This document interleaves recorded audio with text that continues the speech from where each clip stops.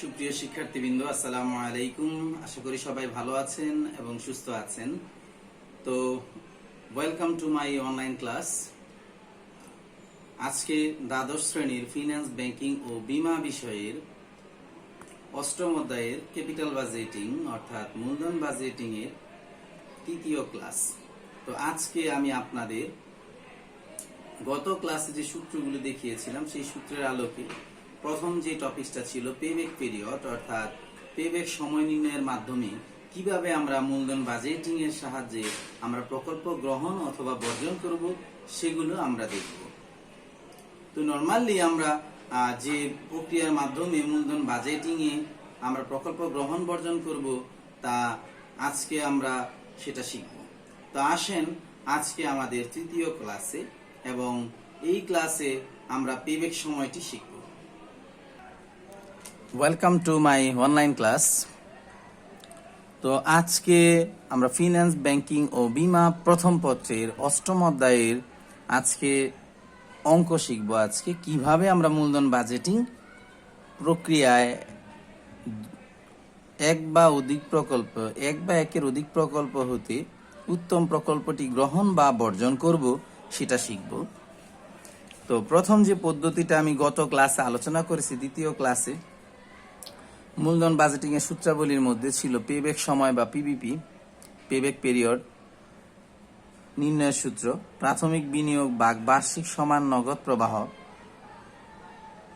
দিয়ে ভাগ করলে আমরা তার পেব্যাক সময় পাবো। পেব্যাক সময় বলতে বোঝায় আপনারা যে প্রকল্পে বিনিয়োগ করবেন বা কোনো কোম্পানি বা প্রতিষ্ঠান যে প্রকল্পে বিনিয়োগ করবে সেই প্রকল্পের যদি নির্দিষ্ট মেয়াদ থাকে 5 বছর বা তার কম সময়ে ফিরে আসলেই সেই প্রকল্পটা গ্রহণযোগ্য হবে। এখন আপনি ধরেন 50,000 টাকা বিনিয়োগ করেছেন, আমি বলেছিলাম গত ক্লাসে, এবং প্রতি বছর 15,000 টাকা করে যদি আসে তাহলে 3.33 বছর আসে। হ্যাঁ, এখন যদি প্রতি বছর সমান মুনাফা পাওয়া যায় তবে উপরিউক্ত সূত্র ব্যবহার করব। হ্যাঁ, আমার যে অঙ্কটি আজকে তৈরি করেছি সেই অঙ্কটি আজকে আপনাদের একটি আছে কি, অর্থাৎ মুনাফার পরিমাণ অথবা নগদ আন্তঃপ্রবাহের হার সমান। এখন এদিকে দেখেন পরবর্তীতে আরেকটা পেব্যাক পিরিয়ডের সূত্র আছে, PBP equal to A plus NCO minus C by D. এখানে এই সূত্রের মধ্যে এ হচ্ছে নগদ বিনিয়োগ ফিরে আসার পূর্বের বছর, অর্থাৎ ধরেন আপনি বিনিয়োগ করেছেন 50,000 টাকা, সেটা চতুর্থ বা পঞ্চম বছর ফিরে আসছে। যদি চতুর্থ বছর ফিরে আসে তার আগের বছর হবে 3 বছর। এনসিও নগদ বহিঃপ্রবাহ বা বিনিয়োগ, নেট ক্যাশ আউটফ্লো ইংরেজিতে বলা হয়। সিতে বলা হবে বিনিয়োগ ফিরে আসার পূর্বের বছরের ক্রমযোজিত মুনাফা, হ্যাঁ, অথবা নগদ আন্তঃপ্রবাহ। 2 নম্বর নগদ বিনিয়োগ পূর্ণ হওয়ার পূর্বের বছরের আপনার প্রাপ্ত নগদ প্রবাহ। তো আজকে যে অঙ্কটা আমি তৈরি করেছি আপনাদের অঙ্ক করানোর জন্য সেটা হচ্ছে এ ও বি দুটি প্রকল্প রয়েছে যাতে জনাব শিহাব সাহেব বিনিয়োগ করার সুযোগ রয়েছে। দুটি প্রকল্পের প্রাথমিক বিনিয়োগ 50,000 টাকা। দুটি প্রকল্পেরই আয়ুষ্কাল 4 বছর। কয় বছর আয়ুষ্কাল? 4 বছর। 1 নম্বরে বলা আছে এই প্রকল্প হতে প্রতি বছর নগদ আন্তঃপ্রবাহ পাওয়া যাবে 15,000 টাকা, অর্থাৎ প্রতি বছর 15,000 করে পাবেন, এরকম 4 বছর পাবেন। প্রথম বছর 15,000, পরের বছর 15,000, তারপরের বছর 15,000, তারপরের বছর 15,000, এরকম। 2 নম্বর প্রকল্পে বলা আছে বি প্রকল্প হতে নগদ আন্তঃপ্রবাহ প্রতি বছর 2 নম্বরে বলা আছে বি প্রকল্প হতে হাতে নগদ, মানে বি প্রকল্প হতে নগদ আন্তঃপ্রবাহ প্রতি বছর 5,000 টাকা কেটে দিয়েছি, অর্থাৎ প্রতি বছর বলতে প্রথম বছর 10,000, দ্বিতীয় বছর 15,000, তৃতীয় বছর 20,000, চতুর্থ বছর 25,000 টাকা যথাক্রমে প্রথম, দ্বিতীয়, তৃতীয় ও চতুর্থ বছরে পাওয়া যাবে। বুঝতে পেরেছেন? হ্যাঁ, তো করণীয় কি বলেছে আপনাকে, প্রকল্প দুটিতে দুটি পেব্যাক সময় নির্ণয় করুন। প্রকল্প দুটির হবে, হ্যাঁ, প্রকল্প দুটির পেব্যাক সময় নির্ণয় করুন। 2 নাম্বার বা খ নাম্বারে বলা আছে জনাব শিহাবের কোন প্রকল্পে বিনিয়োগ যুক্ত হবে বলে আপনি মনে করেন। নর্মালি এটা আসবে গ নাম্বারে, সৃজনশীল প্রশ্নে এটা আসবে ঘ নাম্বারে, এটা 3 নাম্বারের জন্য, এটা 4 নাম্বারের জন্য আর কি। অথবা এটার মধ্যে বলতে পারে যে কোন প্রকল্পটি, প্রথমটার মধ্যে বলবে ক প্রকল্পের পেবেক সময় নির্ণয় করুন, বলা থাকতে পারে গ নাম্বারে, মাত্র একটি অঙ্ক করবেন, এটা করলে 3 পেয়ে যাবেন। আবার অথবা খ প্রকল্পে চাইতে পারে এখানে। এবং গ নাম্বারে গিয়ে আপনাকে বলবে যে জনাব শিহাবের কোন প্রকল্পে বিনিয়োগ যুক্তিযুক্ত হবে বলে আপনি মনে করেন, এরকম একটা প্রশ্ন থাকবে। তখন আবার ক অথবা উপরে যদি ক বলা থাকে করতে, দ্বিতীয়বার গিয়ে খ প্রকল্প করে দেন সিদ্ধান্ত আপনার নিতে হবে। অর্থাৎ আমাদের যে অঙ্ক আপনার সিদ্ধান্ত গ্রহণ করার কথা বলা থাকবে এবং আপনার মতামত চাবে এবং আপনি কোনটায় করতে বিনিয়োগ করা, মানে এখানে যার নাম থাকবে ওই ব্যক্তির নাম অনুসারে বলা থাকবে তার কোন প্রকল্পটা গ্রহণ করা উচিত হবে এবং কোন প্রকল্পটি বর্জন করা উচিত, হ্যাঁ বলে আপনি মনে করেন। এখানে আপনার সৃজনশীল উচ্চতর চিন্তন দক্ষতার ক্ষেত্রে কথা বলা হয়েছে, আপনার মতামত বা সিদ্ধান্ত চাওয়া হয়েছে। নর্মালি আমরা জানি উচ্চতর চিন্তন দক্ষতার পার্ট 3টা, একটা হচ্ছে কি সংশ্লেষণ, বিশ্লেষণ, সিদ্ধান্ত গ্রহণ। তাহলে এখানে সিদ্ধান্ত গ্রহণের কথা বলা আছে। তো আমরা আবার দেখি একটু, প্রকল্প এ ও বি দুটি প্রকল্প রয়েছে যাতে জনাব শিহাব সাহেবের বিনিয়োগ করার সুযোগ রয়েছে। দুটি প্রকল্পের প্রাথমিক বিনিয়োগ 50,000 টাকা, দুটি প্রকল্পের আয়ুষ্কাল 4 বছর, অর্থাৎ এটা 4 বছর পর্যন্ত এই প্রকল্প থেকে মুনাফা পাওয়া যাবে এবং 4 বছর পরে বিলুপ্ত হয়ে যেতে পারে। অথবা ওই প্রকল্পে আপনি নাও থাকতে পারেন বা উনি নাও থাকতে পারে জনাব শিহাব সাহেব। এখন ওনার হাতে 2টা প্রকল্প আছে, এখন ওনার আগে অসংখ্য প্রতিষ্ঠান থাকতে পারে, সেই ক্ষেত্রে অসংখ্য প্রকল্প থাকতে পারে, সেই ক্ষেত্রে ওনার নতুন আরো 2টি প্রকল্প থাকতে পারে, সেই নতুন 2টি প্রকল্প এখানে দেওয়া আছে। এখানে সম্পূর্ণ কাল্পনিক থাকে অঙ্কটা, বুঝতে পেরেছেন? এখন এই প্রকল্প হতে প্রতি বছর নগদ আন্তঃপ্রবাহ পাওয়া যাবে কত? 15,000 টাকা। তাহলে প্রতি বছর যদি 15,000 হয় তাহলে কি টাকাটা কি সমান না? অর্থাৎ প্রতি বছর আন্তঃপ্রবাহ সমান। আমি বলেছিলাম প্রতি বছর যদি আন্তঃপ্রবাহ সমান হয় সেই ক্ষেত্রে আপনার সূত্র হবে কি, যে পেবেক সময় পিবিপি সমান কি প্রাথমিক বিনিয়োগ ভাগ হবে কি আপনার বার্ষিক সমান নগদ প্রবাহ। তো এখন পেবেক সময় নির্ণয় করবো আমরা ক অংশে। ক পেবেক সময় নির্ণয়, ক প্রকল্প। আমরা জানি পেবেক সময় পিবিপি সমান প্রাথমিক বিনিয়োগ বাই বার্ষিক নগদ প্রবাহ, অথবা গড় বার্ষিক নগদ প্রবাহ থাকতে পারে বা আন্তঃপ্রবাহ থাকতে পারে এই জায়গায়। হ্যাঁ, আপনি যেটাই মনে করেন না কেন আপনি এখানে লিখতে পারেন। তাহলে আমাদের প্রাথমিক বিনিয়োগ ছিল কত এই অঙ্কের মধ্যে? 50,000 টাকা। আর প্রতি বছর গড়ে আসতেছে কত করে আন্তঃপ্রবাহ? 15,000 টাকা। এখানে 50,000 টাকা হচ্ছে প্রাথমিক বিনিয়োগ এবং প্রতি বছর আপনি কত টাকা করে পাচ্ছেন? 15,000 টাকা। তাহলে এই দুইটা অ্যামাউন্ট ইউজ করে আপনি অঙ্কটা করতে পারেন। এক্ষেত্রে আপনার কি থাকতে পারে? অঙ্কে আপনার সরাসরি 2টা উপাদান ব্যবহার করে আপনি অঙ্কটা করতে পারেন। যেমন আমরা বলেছি প্রাথমিক বিনিয়োগ, তাহলে এই অঙ্কে ছিল কত? 50,000 টাকা এবং প্রতি বছর কত টাকা করে ফিরে আসবে আপনার কাছে? ব্যাক আসবে 15,000 টাকা করে এবং সেটা ক্যালকুলেটর ইউজ করে আপনি অঙ্কটা করে ফেলবেন। তাহলে আপনি ভাগ দিবেন 50,000 ভাগ কত টাকা? 15,000 টাকা দিলে বের হবে 3.33 বছর। ঠিক আছে, তাহলে আমরা কি লিখবো এই জায়গায়? 3.33 বছর। বুঝতে পেরেছেন?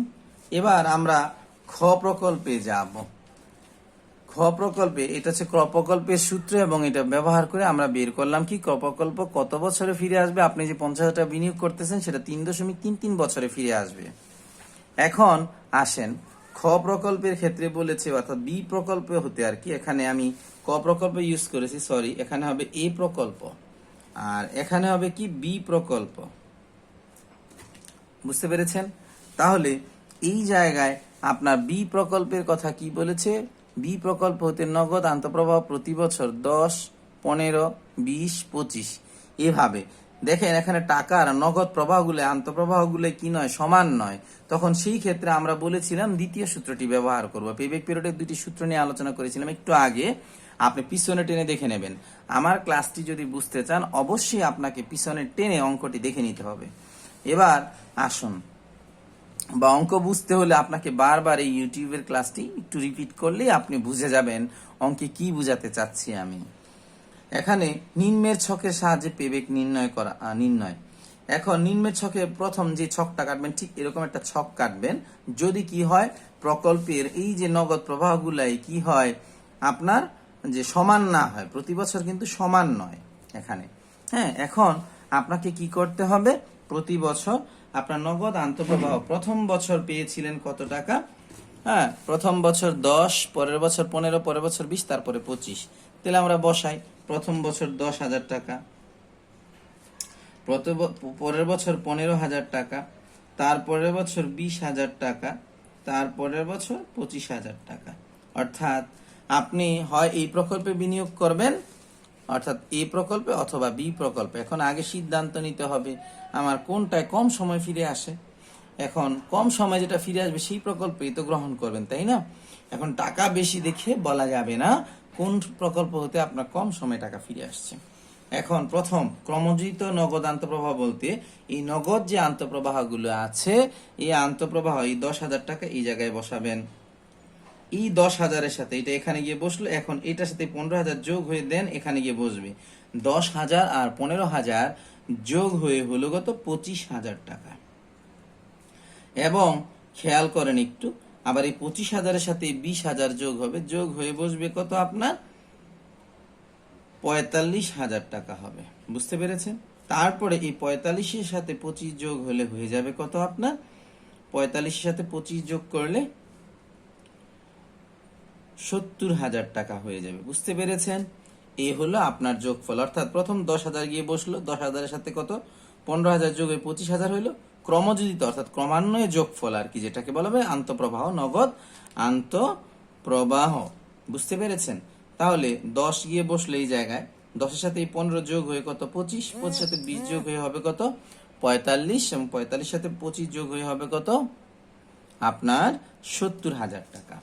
এখন আমাদের যে সূত্র আছে, সূত্র কি, পেবেক সমান সমান কি, পেবেক সময় সমান সমান a plus NCO minus C by D. এখানে বিনিয়োগ ফিরে আসার পূর্বের বছর আপনি বিনিয়োগ করেছিলেন কত, এই অঙ্কের মধ্যে অর্থাৎ জনাব সিয়ার সাহেব 50,000 টাকা বিনিয়োগ করেছে। 50,000 টাকা কোথায় ফিরে আসছে দেখেন তো, অর্থাৎ এই বছর ফিরে আসে নাই। অর্থাৎ প্রথম বছর 10 আসতে, পরের বছর 25 মিলা 15 মিলা হইলো কত 25, 25 সাথে 20 মিলে কত হইলো 45,000, পরের বছর 25,000 যুক্ত হয়ে কত আসলো 70,000 টাকা। তাহলে এখানে তো 50,000 টাকা পূর্ণ হয় না, হইছে কত চতুর্থ বছরের মাথায় গিয়ে, তাই না? তাহলে চতুর্থ বছরের মাথায় যদি হয় সেক্ষেত্রে তার আগের বছর পূর্বের বছর হবে এ, এবং এটা হবে এ। বুঝতে পেরেছেন? তাহলে আমাদের পূর্বের বছর কত পেলাম, বিনিয়োগ ফিরে আসার পূর্বের বছর বিনিয়োগ ফিরে আসছে কত বছরে, 4 বছরই লেগেছে আপনার 50,000 টাকা ফিরে আসতে। তাহলে পূর্বের বছর কত 3, এটাকে আমরা এ ধরবো 3 বছরকে। তাহলে এর ভ্যালু আছে কত আপনার 3। বুঝতে পেরেছেন? প্রাথমিক বিনিয়োগ, আপনি যে বিনিয়োগ করেছিলেন এই অঙ্কের মধ্যে বলতেছে কি তার বিনিয়োগ করার সুযোগ আছে কত 50,000 টাকা। অর্থাৎ দুইটা প্রকল্পে, অর্থাৎ প্রকল্প এ এবং বি, দুটো প্রকল্পেই যে কোনো একটা 50,000 টাকা বিনিয়োগ করতে পারবে। তাহলে এই যে 50,000 টাকা, এটা হচ্ছে প্রাথমিক বিনিয়োগ। তাহলে এটাকে বলা হবে এনসি, অর্থাৎ প্রাথমিক বিনিয়োগ। নেট ক্যাশ আউটফ্লো অথবা নিটও থাকতে পারে। হ্যাঁ, সেই ক্ষেত্রে আপনার বড় অঙ্কে গেলে আমরা নিট ক্যাশ আউটফ্লো অর্থাৎ নগদ বহিঃপ্রবাহ, নগদ বহিঃপ্রবাহ কিভাবে বের করব সেটা আমরা এখানে শিখব বড় অঙ্কে। তো এখন এই জায়গা আছে কত 50,000 টাকা আপনার কি হয়েছে, বিনিয়োগ করেছিলেন। বুঝতে পেরেছেন? এবার এই অঙ্কে সি হচ্ছে বিনিয়োগ ফিরে আসার পূর্বের ক্রমজিত নগদ আন্তঃপ্রবাহ। তাহলে আপনি বিনিয়োগ ফিরে আসছে কোন বছরে, চতুর্থ বছরে 70,000 কত টাকা 70,000 টাকা। অর্থাৎ আপনার বিনিয়োগ ছিল কত 50,000, বিনিয়োগ ছিল কত বিনিয়োগ ছিল কত 50,000 টাকা। এই যে 50,000 টাকা আপনার বিনিয়োগ ছিল, সেই ক্ষেত্রে আপনার 50,000 টাকা এই জায়গায় ফিরে আসে না, আসছে কোথায় এই জায়গায়। তাহলে তার আগের বছরের যে ক্রমজিত গণসংখ্যা সেটাকে বলা হবে সি। বুঝতে পেরেছেন? এটা হবে কি সি। তাহলে কিউমুলেটিভ আপনার cash flow of previous year টাকা কত বের হইলো 45,000 টাকা। বুঝতে পেরেছেন? এবার এইখানে ডি যেটা আছে বিনিয়োগ ফিরে আসা বছরের আন্তঃপ্রবাহ, অর্থাৎ যে টাকার মাধ্যমে আপনার বিনিয়োগ পূর্ণ হয়েছে। এখানে টাকা বিনিয়োগ পূর্ণ হয়েছে কোনটা, এই যে 70,000 বিনিয়োগ করেছিলেন 50,000, 70,000 টাকায় পূর্ণ হয়েছে, এই জায়গায় তো পূর্ণ হয় না, তৃতীয় বছরে পূর্ণ হয় না, হয়েছে কত চতুর্থ বছরে। তাহলে আপনাকে কি করতে হবে, এই জায়গায় নগদ বিনিয়োগ ফিরে আসার বছরের আন্তঃপ্রবাহ হচ্ছে আপনার যে বছর ফিরে আসছিল 25,000 টাকা মিল যোগ হওয়ার পরেই 45,000-এর সাথে 70,000 হয়ে গেছে, 50,000-এর অধিক হয়েছে, কিন্তু ফিরে আসছে কোন বছর? এই বছরই তো। তাহলে এই বছরের যে নগদ আন্তঃপ্রবাহ সেটা হচ্ছে কত টাকা? 25,000 টাকা। এটাকে বলা হবে ডি। ঠিক আছে, বুঝতে পেরেছেন? এটা আবার বুঝতে হলে পিছনে ব্যাক টেনে দেখবেন। হ্যাঁ, তাহলে এই জায়গায় আমরা ধরতে পারি কত? 25,000 টাকা। বুঝতে পেরেছেন? এখন আমরা অঙ্কটা করব। পিভিপি সমান এর ভ্যালু আছে কত আপনার এই অঙ্কে? 3 টাকা, 3 বছর। তাহলে 3 যোগ সূত্র, ওই যে সূত্র আছে, মান বসাচ্ছি জাস্ট। এর মান 3 পেয়েছি, এনসিউ কত? 50,000 টাকা। তাহলে আপনি একটু লম্বা করে টান দেন। এই হইল 50,000 টাকা মাইনাস। এখন আপনার সি হচ্ছে বিনিয়োগ ফিরে আসার পূর্বের বছরে যে কিউমুলেটিভ ফ্রিকোয়েন্সি বা ক্রমযুক্ত গণসংখ্যা, সেটা হচ্ছে সি। সি সমান কত ধরেছিলাম আমরা? 45,000। তাহলে সি এর মান বসবে কত? 45,000। এখন খেয়াল করেন, এই পরের সূত্রে কি এসেছিল? ডি ছিল। ডি ছিল কি? বিনিয়োগ ফিরে আসা বছরের কি আন্তঃপ্রবাহ। ডি সমান সমান কত? 25,000 টাকা। তাহলে আপনারা বসাবেন কত টাকা? 25,000 টাকা। তাহলে 3 যোগ, আমরা যদি ক্যালকুলেশন করি সেই মান বসিয়ে, তাহলে কি দাঁড়ায়? অর্থাৎ এখানে ক্যালকুলেশন করার পর 5,000-কে 25,000 দিয়ে ভাগ করলে 0.2 বের হয়। 0.2। এটা নর্মালি দশমিকের পরে শুধু সংখ্যা বসে না, তারপরে একটা শূন্য বসাতে হবে। তাহলে 3.20 বছর ফিরে আসছে। বুঝতে পেরেছেন? অর্থাৎ আপনার দ্বিতীয় প্রকল্পে 3.20 বছরে ফিরে আসছে টাকাটা। আপনি যে বিনিয়োগ করেছেন 50,000 টাকা, সেটা কি করেছে? বি প্রকল্পে পেব্যাক সময় কত বেড়েছে? অর্থাৎ 3.20 বছরে, 20 বছরে ফিরে আসছে। তাহলে এখন আমাদের কি করা হয়েছে? ক নাম্বারের সলিউশন হয়ে গেছে, সমাধান হয়ে গেছে। এই প্রকল্পে, অর্থাৎ এখানে যে দুইটা প্রকল্প ছিল, সেই দুইটা প্রকল্পেরই এ এবং বি প্রকল্পের পেব্যাক সময় নির্ণয় করলাম। খ নাম্বার বলেছে জনাব শিহাবের কোন প্রকল্পে বিনিয়োগ যুক্ত হবে বলে আপনি মনে করেন? এখন খেয়াল করেন, প্রথমটায় লেগেছে কত বছর? 3.33 বছর, বেশি সময় লেগেছে। কিভাবে বুঝলাম? কারণ মানে এ প্রকল্পে যে বিনিয়োগ সেটা কত? 3.33 বছরে ফিরে আসছে, 3.33 আর কি।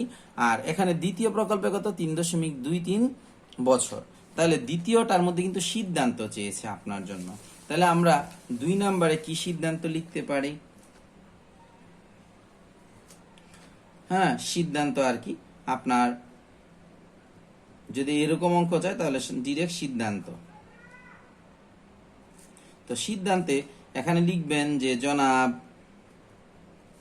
শিহাব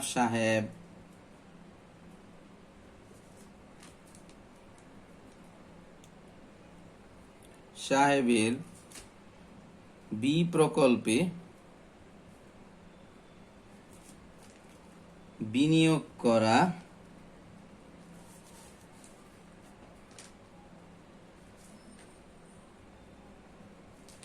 যুক্তিযুক্ত হবে বলে আমি মনে করি। যুক্তিযুক্ত হবে বলে আমি মনে করি।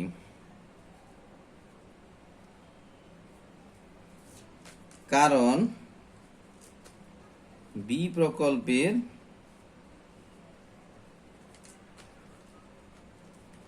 পেব্যাক সময় এ প্রকল্পের চেয়ে কম, অর্থাৎ কম সময় ফিরে আসছে।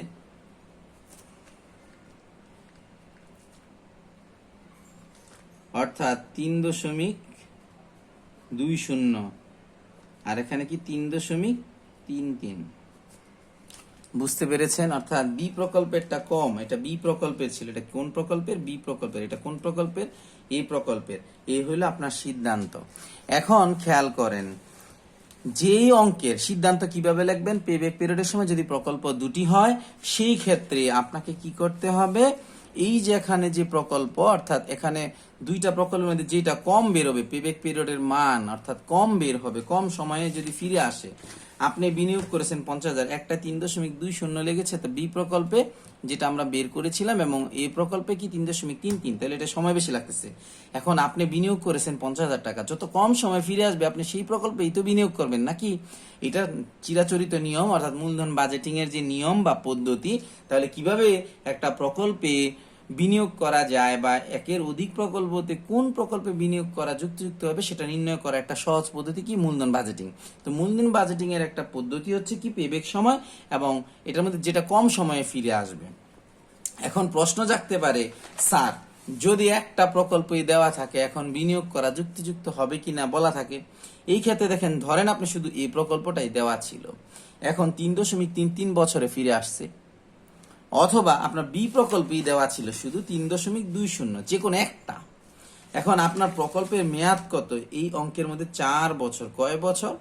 4 বছর। যদি একটা প্রকল্প হয় সেক্ষেত্রে আপনার যে মেয়াদ থাকবে প্রকল্পে সেই মেয়াদের সমান সময় অথবা তার কম সময় হলে প্রকল্প গ্রহণযোগ্য। যদি ওই সময়ের অর্থাৎ প্রকল্পের মেয়াদের চেয়ে অর্থাৎ আয়ুষ্কালের চেয়ে যদি কি হয় বেশি হয়ে যায় তাহলে প্রকল্প বর্জনীয়। বুঝতে পেরেছেন? আপনি বিনিয়োগ করেছেন 4 বছরের জন্য, যদি আপনার 4 বছরের বেশি সময় লাগে তাহলে তো আপনি আপনার প্রকল্প অবশ্যই লস প্রজেক্টে, কারণ আপনার 4 বছরের বেশি কি হবে না, আপনার প্রকল্প থাকবে না। এখানে এটা ধরে নেওয়া হয় এবং এটা কাল্পনিক অঙ্ক, এবং আপনার এই অঙ্কে মাধ্যমে অর্থাৎ একটা অনুমান করা হয় যে আপনার প্রকল্পে দেওয়া আছে, প্রকল্পের লাভ লোকসান অন্য যে কোনো প্রতিষ্ঠানের একটা রিসার্চ টিম কি করে অন্যান্য প্রতিষ্ঠানের ওই ধরনের প্রকল্পে কেমন মুনাফা আসে, বেনিফিট আসে সেটা তুলে ধরে, এবং সেই ক্ষেত্রে ওই রকমই আপনার প্রতিষ্ঠান বা নতুন প্রকল্পে যে বিনিয়োগ করবেন সেই প্রকল্পে যদি আপনার 4 বছর মেয়াদ থাকে এবং 4 বছরের কম সময় যদি ফিরে আসে তাহলে সেটা কি হবে 4 অথবা 4 বছরের কম সময়ে, যদি 5 থাকে 5 বা 5 বছরের কম সময়ে ফিরে আসে তাহলে আপনি সেই প্রকল্প অবশ্যই গ্রহণ করবেন। বুঝতে পেরেছেন?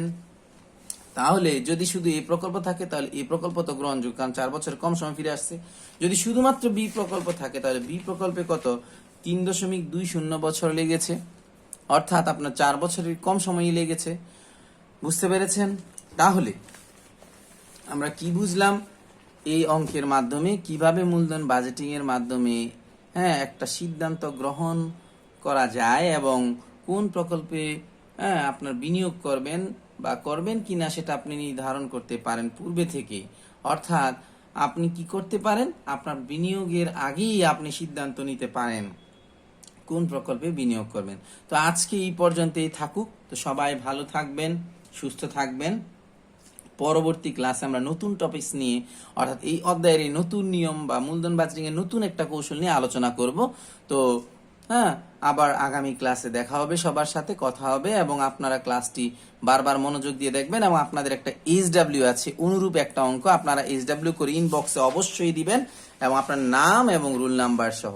এই যে একটা দেখেন অঙ্ক দেওয়া আছে SW মিস্টার রানার হাতে দুটি প্রকল্পের নগদ আন্তঃপ্রবাহ নিম্নের ছকে দেওয়া হলো।